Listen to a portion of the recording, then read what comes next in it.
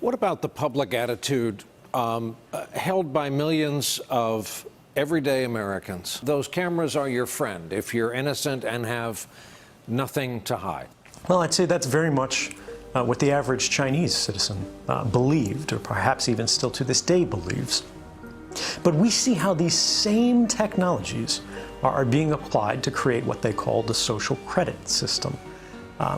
If any of these family photos, if any of your activities online, if your purchases, if your associations, if your friends are in any way different from what the government or the powers that be of the moment would like them to be, you're no longer able to purchase train tickets. You're no longer able to board an airplane. You may not be able to get a passport.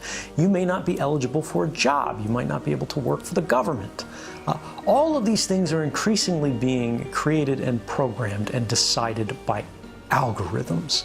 And those algorithms are fueled by precisely the innocent data that our devices are creating all of the time, constantly, invisibly, quietly, right now. Our devices are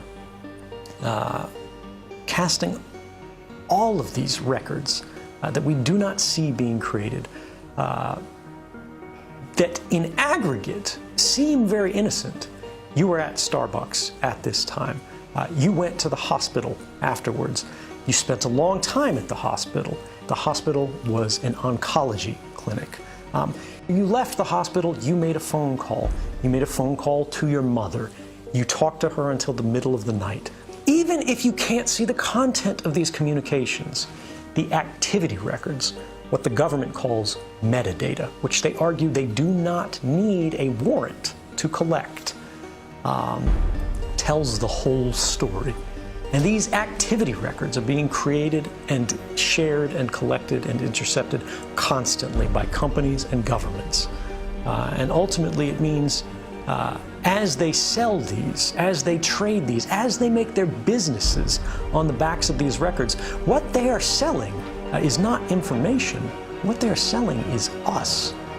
They're selling our future. They're selling our past. They are selling our history, our identity, and ultimately, they are stealing our power.